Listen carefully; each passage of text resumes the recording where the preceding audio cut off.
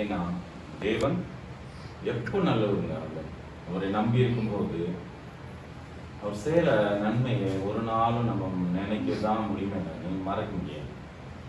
அவர் இவ்வளோ நல்லவர்னா சின்ன பசங்க வாயில கூட அவர் துதியை சொல்றதுக்கு உதவி செஞ்சுக்கிறாருன்னா இவ்வளோ நல்லவராக இருக்கணும்.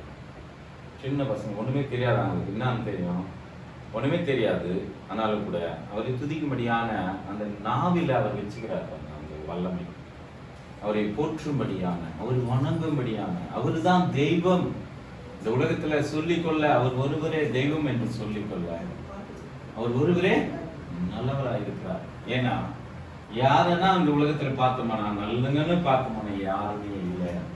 ஆனா நம்ம தேவன் எவ்வளவு நல்லவர்னா ஒரு விஷயத்தை நான் மத்தியில சொல்ல ஆசைப்படுகிறேன். என்ன ஆசைன்னா, எனக்கு நம்ம உருவாக்குற தேவன் எப்படியாப்பட்டவரா தெரியுங்களா? எல்லாருக்கும் தெரிஞ்சு வேண்டியதா இருக்குது. இப்படி அவரு நம்ம உருவாக்குனா மண் எடுத்துக்கினாருங்க.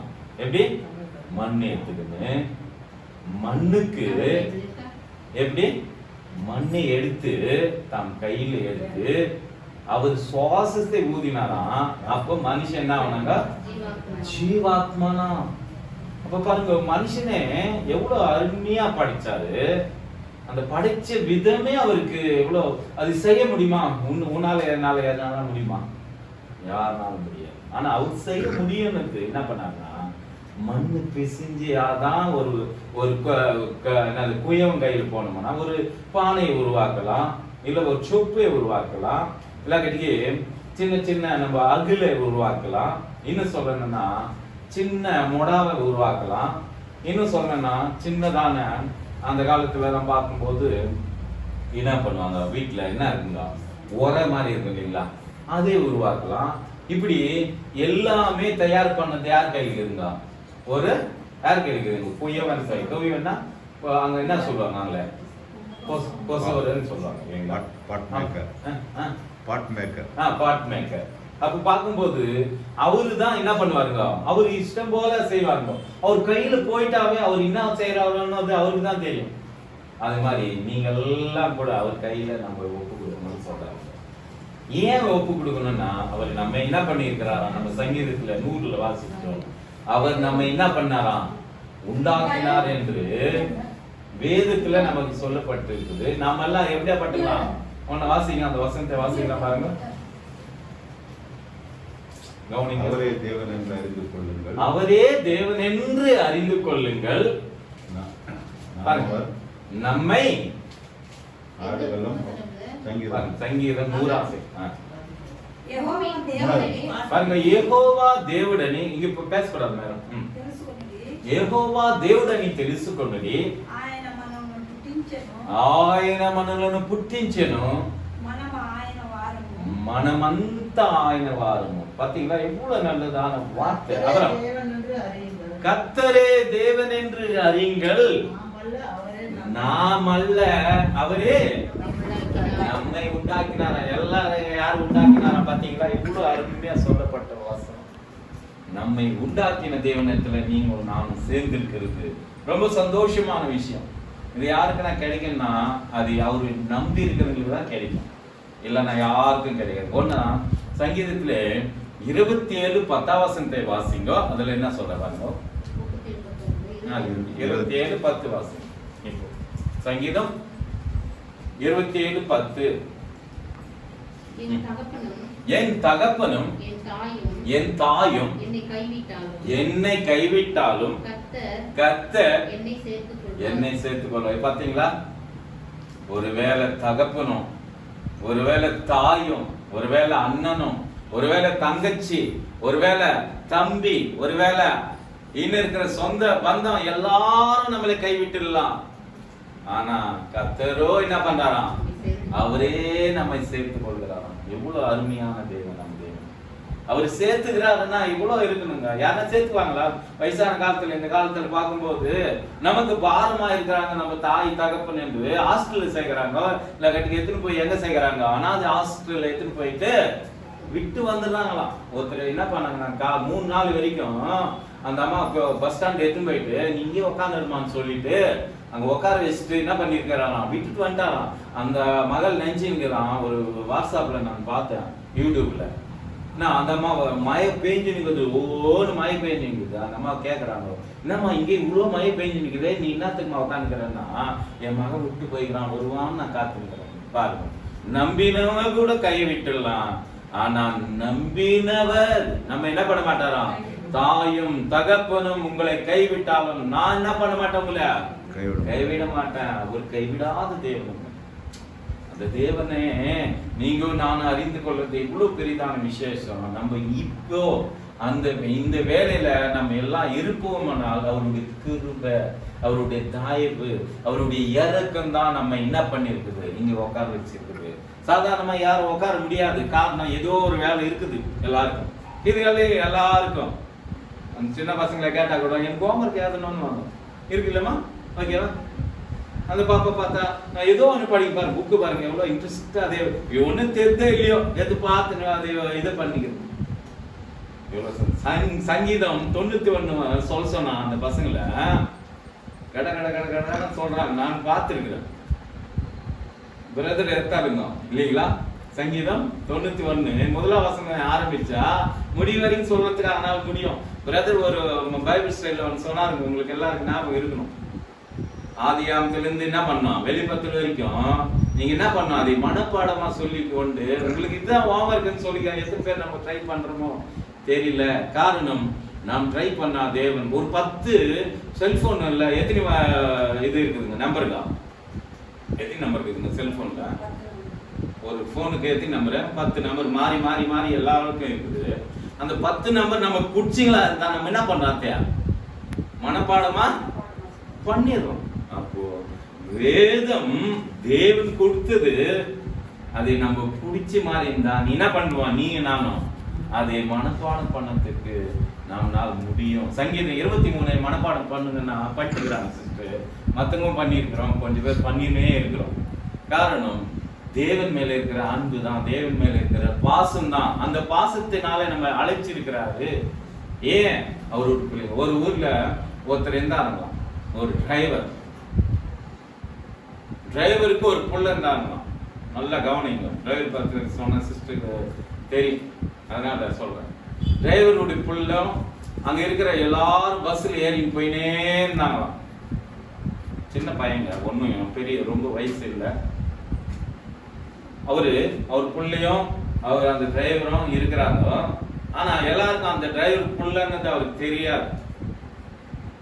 போயினே இருக்கிறாங்க. மேல பெரிய ஒரு ஹைட்டு ஒரு இது நம்ம திருமலாவே நினைச்சுக்கலாம். எப்படி இருக்குங்க அந்த ரோடெல்லாம் பார்த்தோம்னா, அப்படியே திரும்பினு இப்படி திரும்பினு இப்படி திரும்பினு என்ன பண்ணுங்க.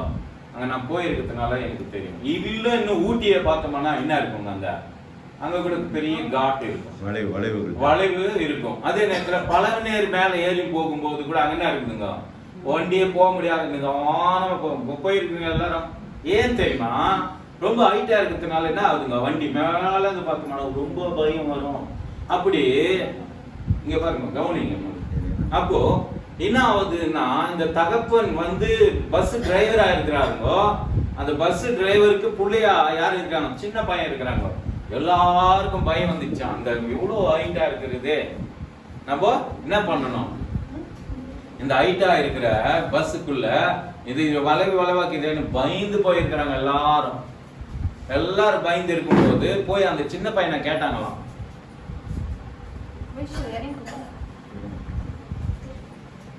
அந்த சின்ன பையனை என்ன பண்ணிருக்கிறாங்க, இப்படி வந்துருக்குமா, உட்காருவாங்க, இப்படி வாங்க, சாஞ்சிக்குமா, இப்படி சாஞ்சிக்கணும் கூட உட்காருங்க, கவனிங்க, இப்படி உட்காரு. அப்போ பாருங்க, அந்த சின்ன பையனை அங்க இருக்கிற பஸ்ல இருக்கிற அந்த ஜனங்கள் எல்லாம் போய் அவரை கேட்டாங்களாம், உனக்கு என்ன ஆகலைங்க, பயமாக்கிதான்னு கேட்டாங்களாம். கவனிக்கலாம் பாருங்க, சின்ன பையனை பார்த்து கேட்டாங்களாம், உனக்கு பயங்குதா அப்படின்னு கேட்டா அவர் சொன்னாராம். என்ன சொன்னாங்க தெரியுமா உங்களுக்கு எல்லாம்? சின்ன பையன் என்ன சொல்லியிருப்பாங்கன்னு நினைக்கிறீங்க நீங்க எல்லாரும்? பயம் இல்லைன்னு சொல்லி. பயம் இல்லைன்னு எதுக்கு அவருக்கு பயம் இல்லை சொல்லுங்க பார்க்கலாம். அப்பா ஓட்டுறாரு. ஆங்க, யார் ஓட்டுறது பஸ்ஸ? அவங்க அப்பா ஓட்டுறதுனால அவருக்கு என்ன இல்லைங்க, பயம் இல்ல. மத்தவங்களுக்கெல்லாம் என்ன இருக்குதுங்க? பயம் இருக்குது. காரணம் எதுக்கு பயம் இல்லைன்னு பார்த்தோம்னா, அப்பா என்ன பண்ணுவாரு? நம்மள பத்திரமா கொண்டு போவாருங்க. மத்தவங்களுக்கெல்லாம் என்ன பண்ணுவாரோன்னு பயமா இருக்குங்க. ஆனாலும் கூட அந்த சின்ன பையனுக்கு நீ என்ன நினைச்சீங்க, அவர் ஓட்டுறவரே எங்க அப்பா தான் அப்படின்னு சொல்லிக்கிறான். அப்போதான் ஆமாவா அப்படின்னு கேட்டிருக்காங்க. அப்போ நம்ம இயேசு அப்பா எப்படியாப்பட்டவரா இருக்கிறாருங்க? நமக்கு நல்ல மேய்ப்பரா இருக்க, கர்த்தரின் மேய்ப்பரா இருக்க. நான் என்ன பண்ண மாட்டேன்? தாட்சி அடைய மாட்டேன்.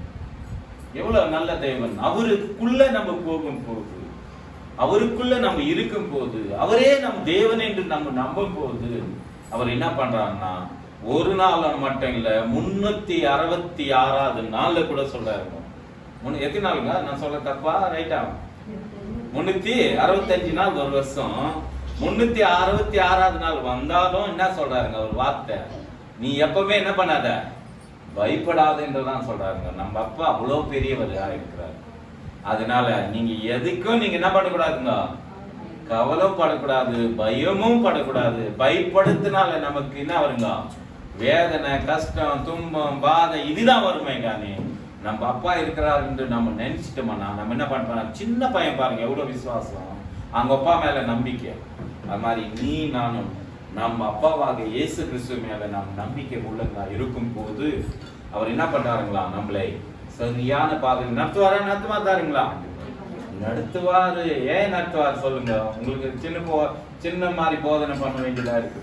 சின்ன பையன் மாதிரி கூட போதனை பண்ண முடியும், அதனால பெரியவங்களுக்கும் போதனை பண்ண முடியும் என்று தேவன் என்னை அழைச்சிருக்கிறார். காரணம் அவருடைய அன்பு, அவர் என் மேல வச்சிருக்கிற பாசம். அதனால இப்போ என்ன பண்ணிருக்கிறாருன்னா, நம்மள எல்லாம் தாயும் தகப்பனும் கைவிட்டாலும் கூட கர்த்தர் என்ன பண்றாருங்களா? நம்மள எல்லாரும் பேசக்கூடாது.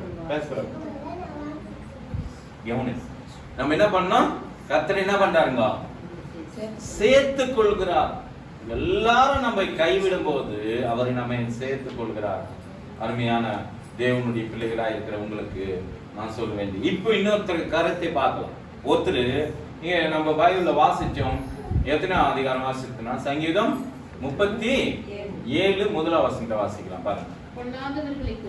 பொல்லாதவருக்கு குறித்து எரிச்சல் அடையாதீங்க, நியாயக்கேடு செய்கிறவர்களை குறித்து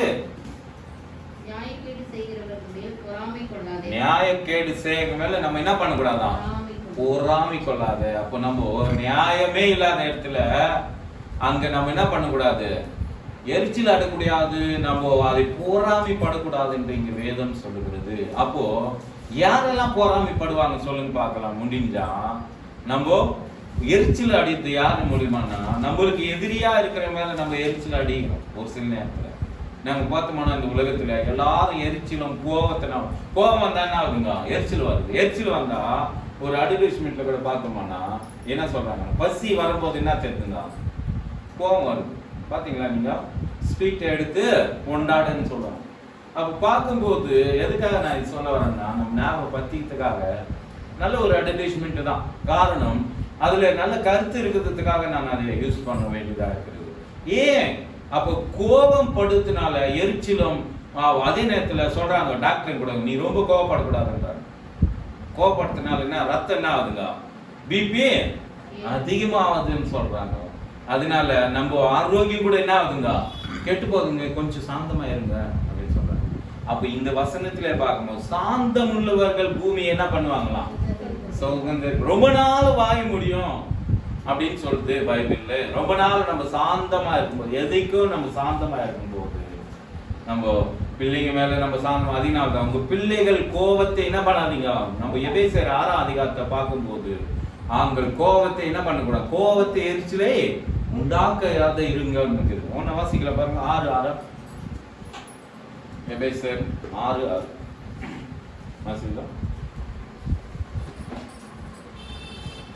தகப்பமார்களே பிள்ளைமார்களே நீங்க என்ன பண்ணாதீங்க பாருங்க, அது வாசிக்கலாம்.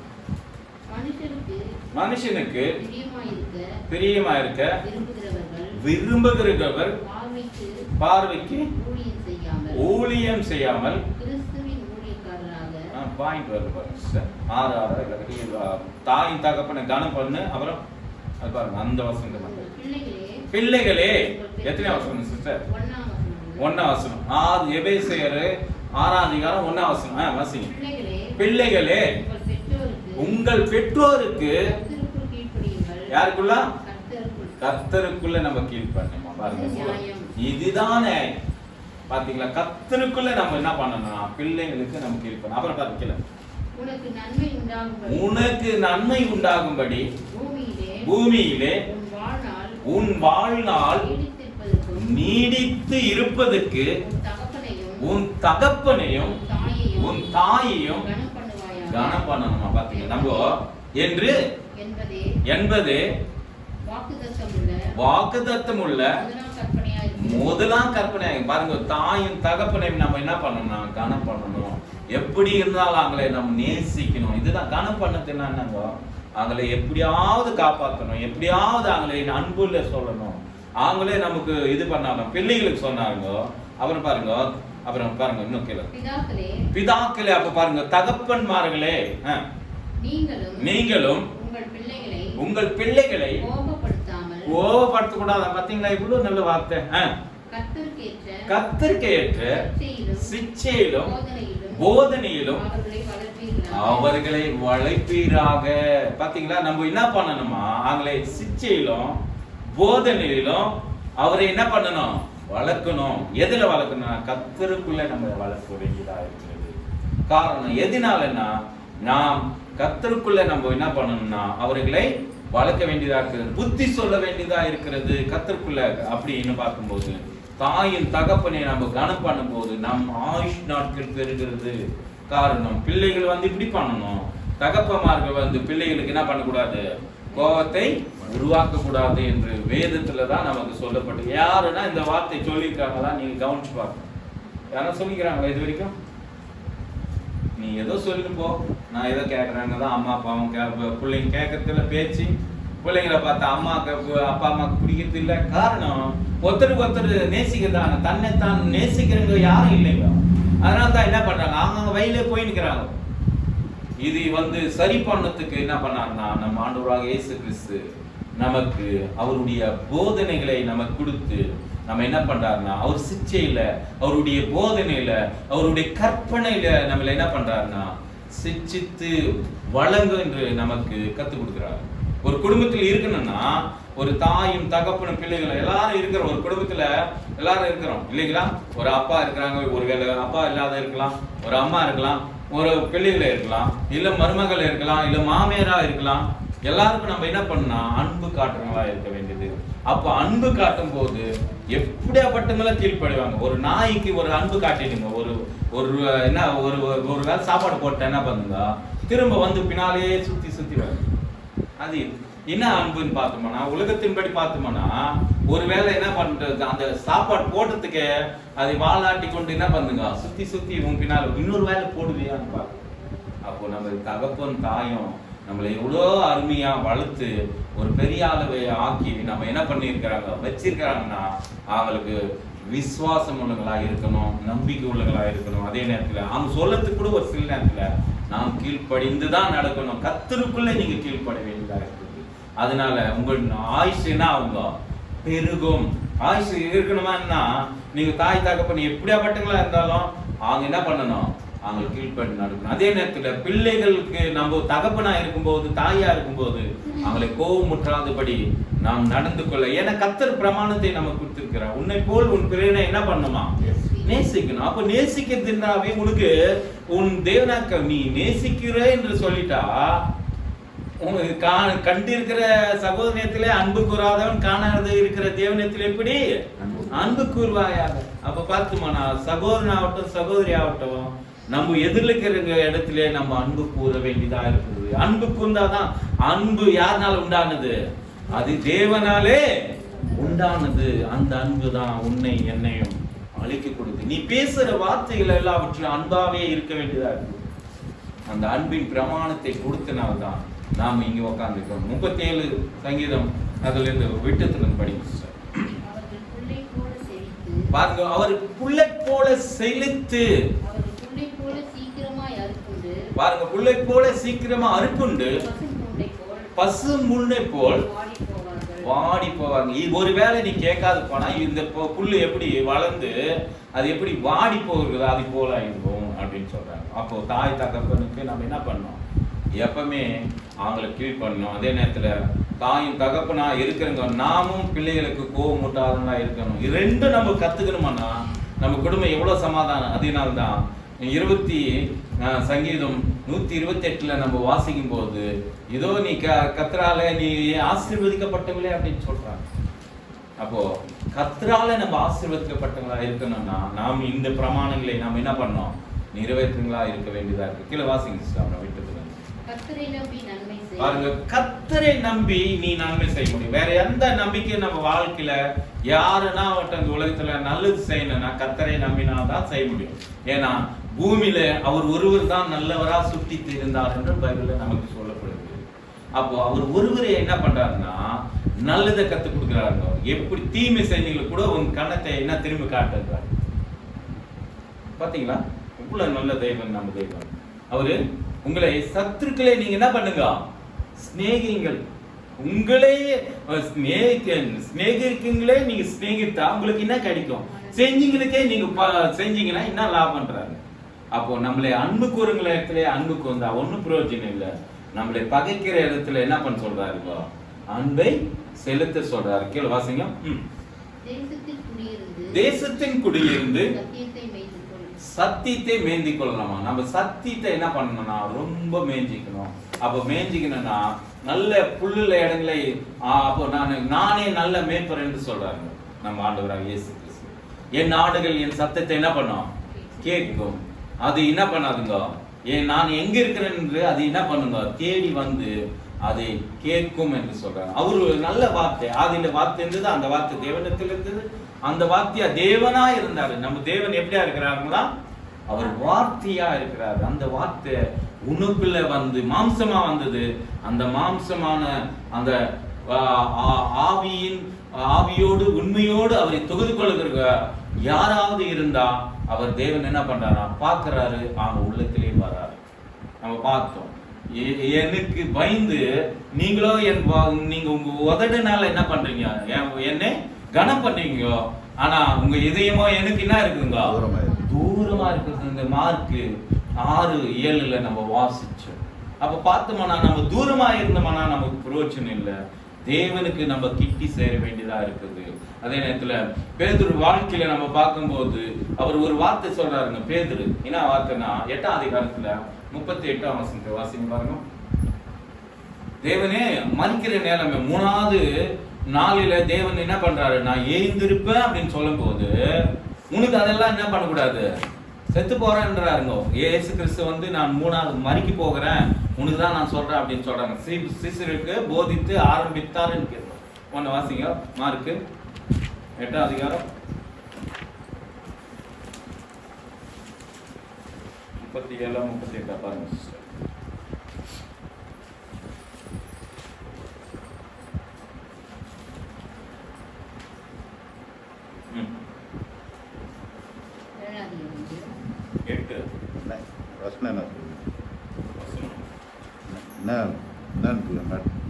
அதான் சொல்லுவாருங்க பேதுரு பார்த்து, உனக்கு இது நடக்காது இருக்க கடவுள்னு சொல்லுவாங்க. 7 பார்த்தீங்களா, பாத்தீங்களா?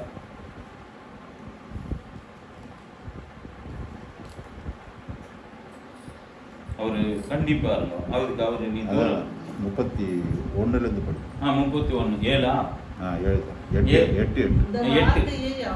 இந்த வார்த்தையை அவர் கட் பண்ணி போடுங்க.